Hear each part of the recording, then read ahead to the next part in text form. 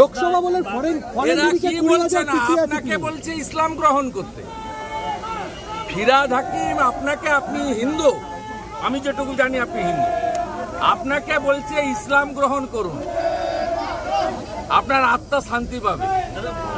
হামিদুর রহমান বলছে আমাদের Islamic state, আমরা বলছি হিন্দুরা, এ লড়াই ধর্ম রক্ষার লড়াই।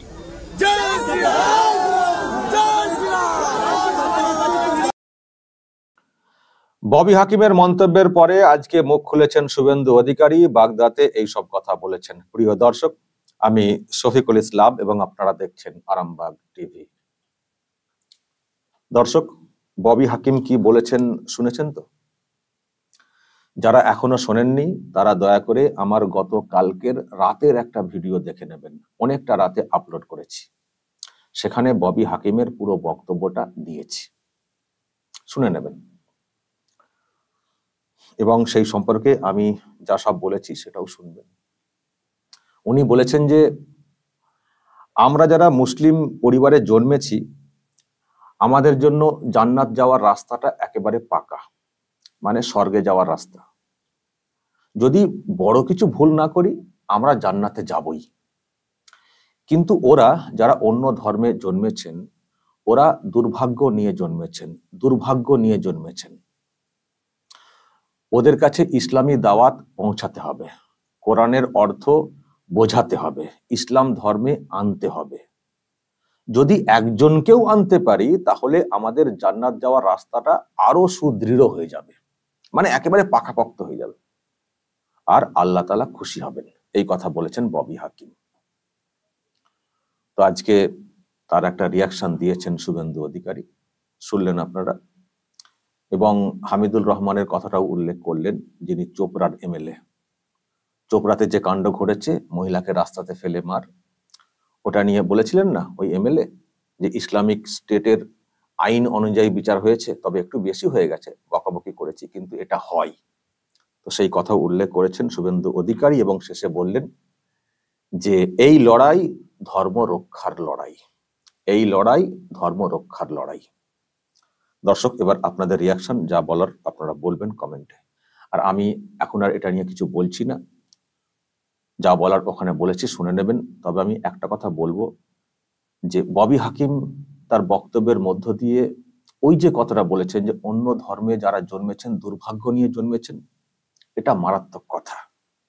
এই শব্দের মাধ্যমে অন্য ধর্মকে, অন্য ধর্মীয় বিশ্বাসকে আঘাত করা হয়েছে। এর জন্যই উনার বিরুদ্ধে আইন মোতাবেক ব্যবস্থা নেওয়া উচিত। আমি কিন্তু এই কথাটা বলেছি, যদিও কিছুই হবে না, জানেন তো, সবই তো ওনাদেরই, কিছুই হবে না। ওই যদি মামলা করে কিছু একটা ব্যবস্থা করা যায় হতে পারে, কিন্তু যে মন্তব্য করেছেন তার মাধ্যমে নিজের ধর্মকে বড় করে অন্য ধর্মকে ছোট করে দেখিয়েছেন, এটা কখনো করা যায় না। যদি ওনার কোনো বিশ্বাস থাকে, থাকবে, মনের মধ্যে থাকবে, কিন্তু সেটাকে প্রকাশ্যে বলে অন্যদেরকে শুনিয়ে ছোট করব, এই অধিকার কেউ কাউকে দেয়নি। দর্শক, আপনাদের যা রিয়াকশন আপনারা দেবেন কমেন্ট বক্সে। আচ্ছা, আজকে শুভেন্দু অধিকারী আরো কিছু কথা বলেছেন। আসলে ওখানে তো উপনির্বাচন হচ্ছে, প্রচার চলছে, তো ওখানে প্রচারে গিয়েছিলেন। একটা হচ্ছে যে উনি যে ওখানে প্রচার করতে যাবেন তার জন্য একটা মঞ্চ বেঁধে একটা বড় করে একটা আয়োজন হচ্ছিল, কিন্তু সেটা শেষ মুহূর্তে পুলিশ করতে দেয়নি, বাতিল করে দেয়, নানান সব কারণ দেখিয়ে করতে দেয়নি। তো সেটা করতে না দিলেও উনি যে প্রোগ্রামটা করেছেন সেখানে কিন্তু যথেষ্টই ভিড় হয়েছিল, উপচে পড়া ভিড় হয়েছিল। আসলে ওইভাবে কি আটকানো যায়? আমি ভিডিওটা একটু আপনাদেরকে দেখাতে চাই। এই হচ্ছে ভিডিও, কোন একটি জায়গাতে দাঁড়িয়ে করেছেন। দেখুন লোকজনের জমায়েত, ছাদে উঠে লোকজন রয়েছেন, কেউ ছাদে, কেউ গাছের ডালে, কেউ পাঁচিলে, প্রচুর লোকজন হয়েছে ওখানে। আর এই যে বাধা, একটা উপনির্বাচন হচ্ছে, প্রচার হবে, নির্বাচন কমিশন ভোটটা করায়, কিন্তু তা সত্ত্বেও পুলিশ ওখানে যেভাবে বাধা দিচ্ছে, মানে আমরা তো ভুলে যাই, ধরুন এই ধরনের ভোট হলে জাতীয় নির্বাচন কমিশন করে, কিন্তু আমরা ভুলে যাই যে সত্যি কি জাতীয় নির্বাচন কমিশন ভোটটা করাচ্ছে নাকি রাজ্যের পুলিশ, রাজ্যের সরকার করাচ্ছে, যেভাবে সব চলে আর কি। এইরকম একটা বিধানসভার উপনির্বাচন হচ্ছে, সেখানেও প্রচার করতে দেওয়া যাবে না, নানান সব কারণ দেখিয়ে সভা প্রোগ্রাম বাতিল। কিন্তু তা সত্ত্বেও উনি করেছেন, একটি জায়গাতে দাঁড়িয়ে করেছেন, আর দেখুন সেখানে কি জমায়েত, কি ভিড়। তো সেটা নিয়েও উনি একটা রিয়াকশন দিয়েছেন, এবং সেই সঙ্গে শাসকের একটা প্ল্যানিং সম্পর্কে, ভোট লুট বা জেতার একটা ব্যাপারে একটা প্ল্যানিং নিয়ে উনি একটা মন্তব্য করেছেন, মানে একটা তথ্য দিয়েছেন যে কার সঙ্গে কি কথা হয়েছে। আমি সেটা আপনাদেরকে পুরোপুরি শোনাবো, বক্তব্য আকারে উনি দিয়েছেন, আমি আপনাদেরকে দর্শক একটু শোনাচ্ছি।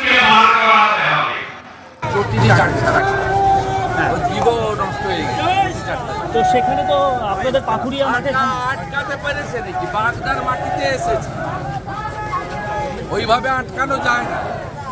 আপনার প্রস্তুতি সম্পন্ন হয়ে গেছিল, তারপরে পিছনে দেখুন আমরা গাড়ি করে আপনার সবার নিয়ে এত বিতর্ক, কি বলবেন? দেখুন পাশাতে আপনার সবার নিয়ে সব ভোটার বাগদা। আপনার যেখানে সভা করার কথা, সেখানে ছবিও কিন্তু সভা করার অনুমতি দেওয়া আছে, আপনাকে দেওয়া হয়েছে। ওটা এখানকার এসপি করবে। মমতা কালকে পার্থ ভৌমিক, রাজীব ব্যানার্জিদের নিয়ে মিটিং করেছে এবং ওদের সামনে থেকে এসপি কে ফোন করে বলেছে আমার এ সিট চাই, লুট করে জিতিয়ে দিতে হবে। মমতা ব্যানার্জি নিজে কালকে পার্থ ভৌমিক, রাজীব ব্যানার্জিকে নিয়ে মিটিং করেছে এবং রানাঘাট দক্ষিণ আর বাগদা দুটো সিট জিতিয়ে দিতে হবে। উনি নবান্ন থেকে ফোন করে বলেছেন, আমার কাছে সমস্ত তথ্য আছে। আপনার মঞ্চও তৈরি হয়ে গেছিল। দর্শক শুনলেন, প্রথমত উনি একটা রিয়াকশন দিলেন যে এইভাবে বাধা দিয়ে রাখা যায় নাকি, দেখছেন তো কত লোক। আর সত্যি লোকজন কিন্তু প্রচুরই হয়েছিল। ওই রকম একটা অবস্থা, মানে এইভাবে করা, যেভাবে করতে চাওয়া হয়েছিল সেইভাবে করতে দেওয়া হয়নি, কিন্তু তার সত্ত্বেও লোকজন কিন্তু ভালোই হয়েছিল।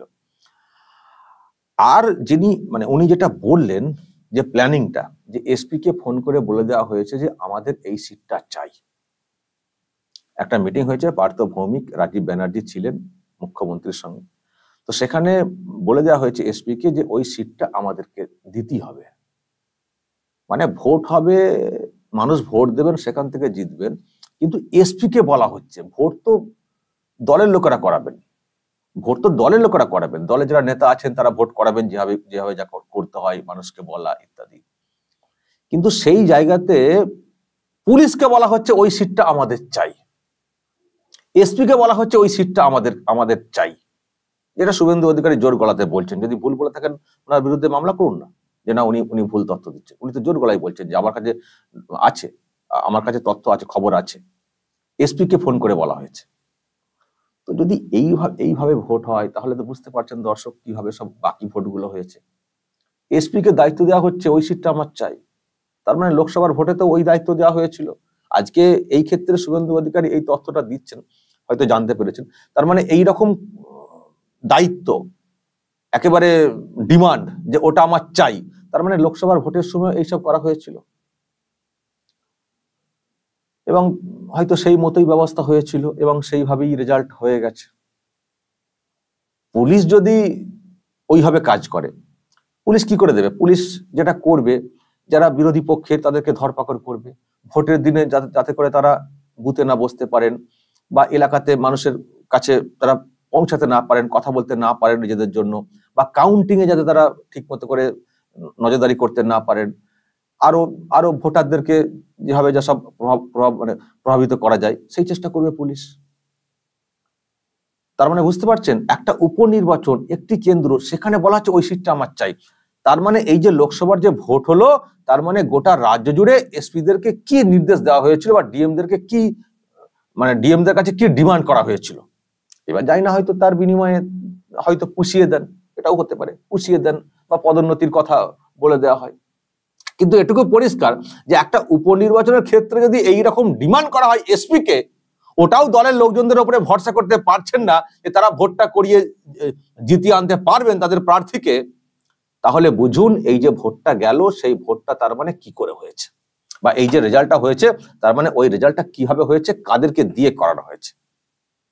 পুলিশ তারা আইন শৃঙ্খলা যে বিষয়টা সেটা দেখবে, সেটা না করে বলা হচ্ছে আমার সিটটা চাই। তারা ভোট দেখবেন, তারা তৃণমূল কংগ্রেসের আসনটা কি করে আসবে সেটা তারা দেখবেন, এসপি, এটা তাদের কাজ। আর তারা যদি ওইভাবে কাজ করেন তাহলে ওখানে সুষ্ঠু এবং অবাধ ভোটটা হবে, তাহলে ওটা মানুষের রায় হবে। এই যে বাগদা, এখানে তো বিজেপি তো এগিয়ে, এই যে লোকসভার ভোট হয়েছে, এখানে বিজেপি বেশ ভালো ভোটে এগিয়ে আছে।